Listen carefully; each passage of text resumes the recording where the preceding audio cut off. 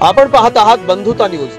न्याय, स्वातंत्र्य, समता आणि बंधुता या संविधानाच्या मूल्यांना अनुसरून पत्रकारिता करणारं पश्चिम महाराष्ट्रातलं अग्रेसर दैनिक बंधुता आणि बंधुता न्यूज नेटवर्क मध्ये आपलं स्वागत आहे।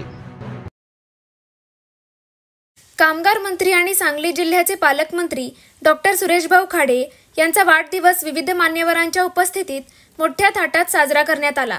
आपल्या लाडक्या नेत्याला शुभेच्छा देण्यासाठी कार्यकर्त्यांनी मोठी गर्दी केली होती। मिरजेतील तानुबाई खाडे इंग्लिश मीडियम स्कूलच्या क्रीडांगणावर वाढदिवसाचा कार्यक्रम आयोजित करण्यात आला होता। विविध पक्ष संघटना आणि विविध क्षेत्रातील मान्यवरांनी सुरेशभाऊ खाडे यांना यावेळी शुभेच्छा दिल्या। त्या अगोदर सुरेशभाऊ खाडे यांनी त्यांच्या मातोश्री तानुबाई खाडे यांचा आशीर्वाद घेतला। सलग 15 वर्षे मिरज विधानसभा मतदारसंघातील जनतेने आपल्यावर केलेल्या प्रेमाच्या आणि दाखवलेल्या विश्वासाच्या बद्दल डॉक्टर सुरेशभाऊ खाडे यांनी जनतेचे आभार मानले।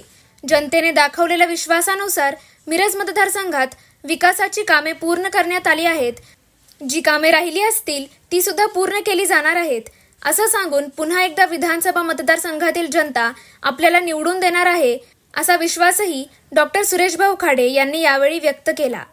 यावेळी सौभाग्यवती सुमनताई सुरेशभाऊ खाडे, सुशांतभाऊ खाडे, सौभाग्यवती स्वाती सुशांतभाऊ खाडे, भाजपाचे जिल्हाध्यक्ष निशिकांत पाटील, शहर जिल्हाध्यक्ष प्रकाश डंग, माजी आमदार नितीनराजे शिंदे, माजी आमदार दिनकर पाटील, काँग्रेसच्या नेत्या जयश्रीताई पाटील, माजी महापौर इद्रिस नायकवडी, ज्येष्ठ नेते सुरेश औटी, माजी नगरसेवक निरंजन औटी, माजी नगरसेवक संदीप औटी, माजी नगरसेवक संजय मेंढे, भाजपाचे नेते दीपक शिंदे, काकासाहेब धामणे, भाजपाचे नेते पृथ्वीराज पवार, शिवसेनेच्या नेत्या सुनीता मोरे, माजी नगरसेविका भारती दिगडे यांच्यासहित विविध पक्षातील माजी नगरसेवक, सामाजिक कार्यकर्ते, विविध संघटनेतील पदाधिकारी, कार्यकर्ते तसेच सरपंच, उपसरपंच, ग्रामपंचायत सदस्य आणि मिरज शहरातील नागरिकांनी यावेळी शुभेच्छा देण्यासाठी मोठी गर्दी केली होती। पक्षाच्या वरिष्ठांचाही धन्यवाद मानायला पाहिजे त्यांना की त्यांनीही आपल्याला एवढ्या कोपऱ्यात न्याय दिला।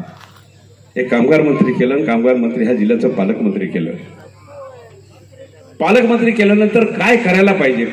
पक्षाने दिलेली धुरा आहे, पक्ष वाढला पाहिजे, पक्षाबरोबर माझा मित्र पक्ष सगळे वाढले पाहिजेत, माझे मित्र मंडळी वाढली पाहिजेत।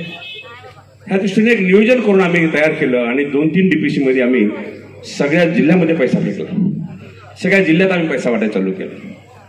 काही लोकांना वाटतं हा पैसा आता येतो, मग मागं पैसा कुठे गेला? मला माहित नाही कुठे गेला, पण निश्चितच जो माझ्याकडे पैसा आला जिल्ह्याचा सगळा 40 जिल्ह्याचे आले, त्यानंतर निश्चित केलं की आपल्याला फक्त मिरजचाच विकास करून चालणार नाही, आपल्याला विस्तारानं काम करायला लागेल। आपण पालकमंत्री आहोत आणि त्या दृष्टिकोनातून आपण सगळ्या जिल्ह्याचा विकास केला पाहिजे या दृष्टिकोनात भूमिका बजावली। बनवता 22 दिवसामध्ये साहेब आम्ही राम मंदिर उभा केलं। कॉन्ट्रॅक्टर होता पण सगळे कार्यकर्ते पण परत ताकदीला लागले आणि हे 22 तारखेला सगळं राम स्थापना करण्याचा कार्यक्रम आयोजित केला। 9 दिवस हा कार्यक्रम चालला। जवळजवळ 3 लाख लोकांनी त्यामध्ये दर्शन घ्यायची व्यवस्था पद्धती केली होती। असे पण आपण राबले आणि राबवत असताना आपल्या सर्वांचे आशीर्वाद, सगळ्यांच्या आणि सहकार्य तुमच्या माझ्या पाठीशी आपण राहिलं म्हणून तरी करता आलं। मला काय राहिलं असेल 15 वर्ष झाली मिरजेचा आमदार असताना मी म्हणत नाही की सगळीच कामं संपली, काही राहिले असतील, काही त्रुटी असतील, काही प्रशासनाच्या त्रुटी असतील, पण निश्चितच पुढल्या 4 महिन्यामध्ये आम्ही गाडी 4 गिअरला टाकू आणि ही सगळ्या समस्या आम्ही पुऱ्या करायचा आम्ही प्रयत्न करू एवढं मी आपल्याला आश्वासित करतो। 4 महिन्यानंतर परत विधानसभा आहे, परत आम्ही येणार आहे, तुम्ही आलो मतदान देणार आहे। पुढे काय होणार आहे मला माहित नाही, पण आता यांचे अंदाज वेगवेगळे आहेत। पण आपल्या तालुक्याचा, आपल्या जिल्ह्याचा विकास होण्यासाठी ह्या जिल्ह्याचा सुपुत्र म्हणून आणि ह्या तालुक्याचा आमदार म्हणून निश्चित माझे प्रयत्न असतील एवढंच मी आपल्याला सांगतो।